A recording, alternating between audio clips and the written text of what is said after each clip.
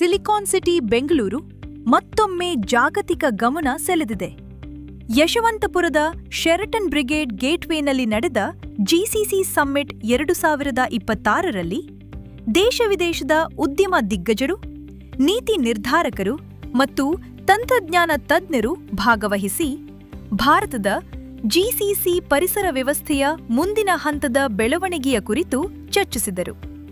ಒಂದು ಕಾಲದಲ್ಲಿ back ಆಫೀಸ್ಗಳಾಗಿ ಗುರುತಿಸಿಕೊಂಡಿದ್ದ global capability centres ಇಂದು ಜಾಗತಿಕ ಕಂಪನಿಗಳ ಸಂಶೋಧನೆ, ಕೃತಕ ಬುದ್ಧಿಮತ್ತೆ, ಉತ್ಪನ್ನ ಅಭಿವೃದ್ಧಿ ಮತ್ತು ವ್ಯವಹಾರ ನಿರ್ಧಾರಗಳ ಪ್ರಮುಖ ಕೇಂದ್ರಗಳಾಗಿ ಬೆಳೆದಿವೆ.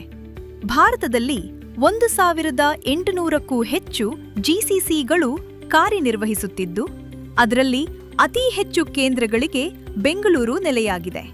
ಇದೇ ಕಾರಣಕ್ಕೆ ಜಾಗತಿಕ ಹೂಡಿಕೆದಾರರ ಮೊದಲ ಆಯ್ಕೆಯಾಗಿ ಕರ್ನಾಟಕ ಹೊರಹೊಮ್ಮುತ್ತಿದೆ. Google, Amazon Web Services, Deloitte, EY, Boeing, SAP, Siemens, HSBC, Bayer, AstraZeneca, TCS ಸೇರಿದಂತೆ ಹಲವು ಜಾಗತಿಕ ಕಂಪನಿಗಳ ಪ್ರತಿನಿಧಿಗಳು ಶೃಂಗಸಭೆಯಲ್ಲಿ ಭಾಗವಹಿಸಿದರು. ಕೃತಕ ಬುದ್ಧಿಮತ್ತೆ, ಡಿಜಿಟಲ್ ಪರಿವರ್ತನೆ, ಸೈಬರ್ ಭದ್ರತೆ, ಕೌಶಲ್ಯ ಅಭಿವೃದ್ಧಿ ಮತ್ತು ಜಾಗತಿಕ ಉದ್ಯಮದ ಭವಿಷ್ಯದ ಕುರಿತು ಹಲವು ಮಹತ್ವದ ವಿಚಾರಗಳು ಚರ್ಚೆಗೆ ಬಂದವು. ಕರ್ನಾಟಕ ಸರ್ಕಾರದ ಹಿರಿಯ ಅಧಿಕಾರಿಗಳು ರಾಜ್ಯದ ಡಿಜಿಟಲ್ ಆರ್ಥಿಕತೆ, ಹೂಡಿಕೆ ಸ್ನೇಹಿ ನೀತಿಗಳು ಮತ್ತು ಜಿಸಿಸಿ ಬೆಳವಣಿಗೆಗೆ ಸರ್ಕಾರ ನೀಡುತ್ತಿರುವ ಉತ್ತೇಜನದ ಕುರಿತು ಮಾತನಾಡಿದರು. ಸ್ಟೇಟ್ ಬ್ಯಾಂಕ್ ಆಫ್ ಇಂಡಿಯಾ ಮತ್ತು ಮ್ಯಾಕ್ಸ್ಪೋ ಇವರು ಇವತ್ತು ಜಂಟಿಯಾಗಿ ಇಲ್ಲಿ ಆಯೋಜಿಸಿದ ಜಿಸಿಸಿ ಸಮ್ಮಿಟ್ಗೆ ನಾನು ಬಂದಿದ್ದೆ. ಬೆಂಗಳೂರು ಭಾರತದ ಜಿಸಿಸಿ ಕ್ಯಾಪಿಟಲ್ ಅಂತ ಹೇಳಿದರೆ ತಪ್ಪಾಗಲಾರದು.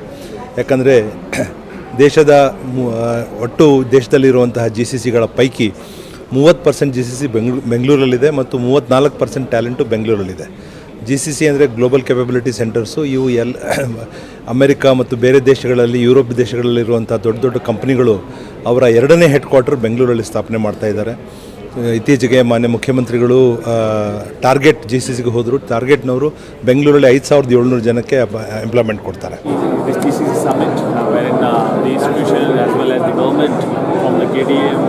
As well as the GCC players are part of this, and being the largest and the trusted bank in the state, as the State Bank of India, we have taken a lot of initiatives to promote GCCs and collaborate with the various players to curate and offer the services which are of the world-class standards.